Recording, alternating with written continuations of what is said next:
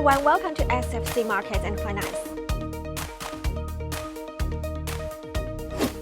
Hello everyone, November 3rd, I'm at the opening ceremony of the 2024 Understand China Conference. This year's theme is Carry Through the Reform to the End, Chinese Modernization and New Opportunities for World Development. Since 2013, the conference has been held 7 times. This year marks the 8th conference and the 5th time it's taking place in Guangzhou. China has rapidly gone from an agrarian and rural economy to a manufacturing and export economy.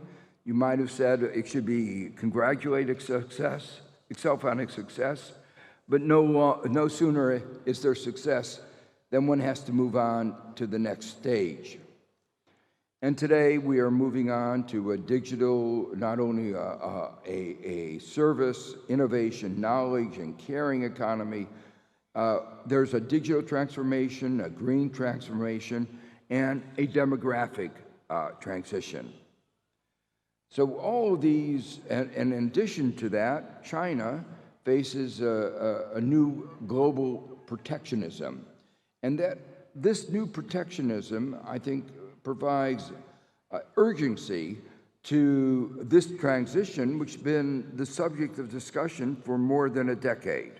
We need to explore the new opportunities that China's growth and initiative present to us all.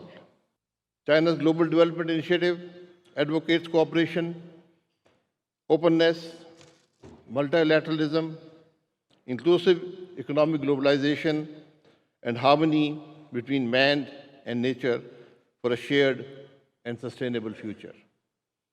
This is the way forward for China, and it is the way forward for the world community.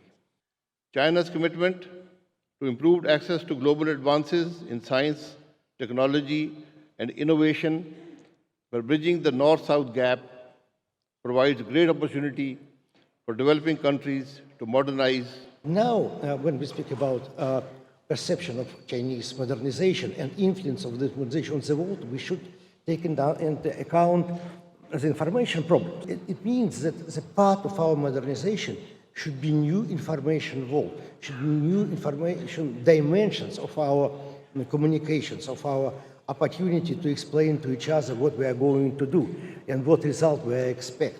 The problem is that to create real modernization, to create real new world, it's impossible only in one country. We need world cooperation for our development. Comprehensive reform is central to China's future, driving economic transformation and high-quality development. These efforts are shaping a new chapter in China's growth with global implications. Understanding China's reform is key to grasping how to foster international cooperation and contribute to shared prosperity. Let's hear from the experts attending this conference as they share their insights on how China's reforms are unlocking opportunities for global collaboration and mutual growth, and why it is important to understand China. After being here for 2 years, I think I have to commend China, for their very consistent policies and the government always, looking forward, looking many years in advance. I think that the policies and the strategies that were outlined in the Understanding China Forum is very clear that they are thinking in the long term. And not only that, what I really liked about it was there was a lot of thinking about the people, about the benefit for the Chinese people. I think from the aspects of education, healthcare, and job opportunities. This really kind of also goes with how the Malaysian government thinks, because we also have a similar concept called Malaysia Madani, which is whatever we develop for the country, we are actually developing for the benefit of our people. Like I said, I think the way that China thinks, they're always planning ahead. So I think modernization is something that, they're telling I think they're telling the world, as well as they are creating policies for themselves, which kind of embrace the way that the world is moving. we're moving towards advanced technology, towards greater use of AI, to a world which is very different from what it was 30 or 40 years ago. So I think the term modernization is not only to prepare the leadership, but prepare all the people of China. This is a huge transformation in the last 50 years, which is impressive and which strikes me. And China has now overtaken the West moving forward. So that is number one, the quality of life of the people, the society. And in the state, China is today number one in science, technology, green development, innovation, poverty alleviation, and also, I would say, the governance model. China is doing very well in governance, providing good governance through an alternative framework. And it is also an example in foreign policy, in foreign relations. So this is another important change. When I came, there was only one model, the American or the Western model.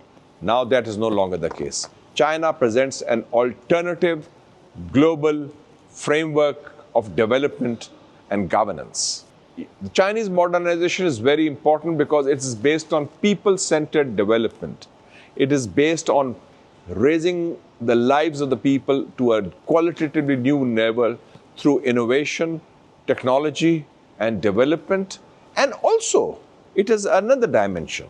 This is the domestic dimension of modernization. The other is that China is sharing its prosperity with people outside through the Belt and Road Initiative, through the Global Development Initiative, through the Global Security Initiative, through the Global Civilization Initiative. So there are different dimensions of that. So that is something unique. And that also means that China is sharing its prosperity with the world outside. It's unique because China is the only country in human history which has risen peacefully. Its development, its rise has been peaceful, without invasion, or without occupation, without conquest, without colonization, and without hegemony. And that is unique because the Western model is different.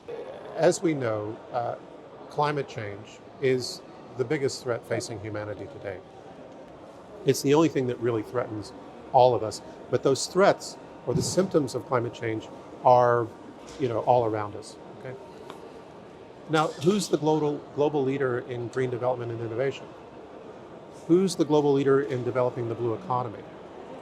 Who's the global leader in trying to deal with carbon emissions? It's China. But we should realize that China did that by being open. Let's be clear, understanding China is always changing. And some things stay the same. There's certainly core values and continuities from one generation to the next. And we can even say that there are core values like harmony that go back to the Shang Dynasty, that go back thousands of years, that we need to create harmony between man and nature. Or values like a shared future for humanity. These are old values that acquire new significance and meaning in the new era, where China has risen as a major power and is now taking responsibility as a major power to deal more proactively with problems that affect it, but also the rest of the world. It's important to constantly come back to understand China, to understand what the real values are, the fundamental values are, but also because China is always changing and changing at a rapid pace. Okay, you need to understand China now. You need to understand what the core values are, what they've always been, but also what does it mean to understand China in the era of being a major power? What does it mean to understand China as it moves from high to moderate growth, right? So I think this is important. But it's also the other side of the coin is that we see so many lies being told about China around the world. So it's not just about trying to help people to understand China, but also to try to help them understand what the lies about China are. It's really, we're in this moment where we not only have to tell the story of China well, we also have to point out the lies and the hypocrisy and the double standards. That's all for today's show. Thank you for watching. See you.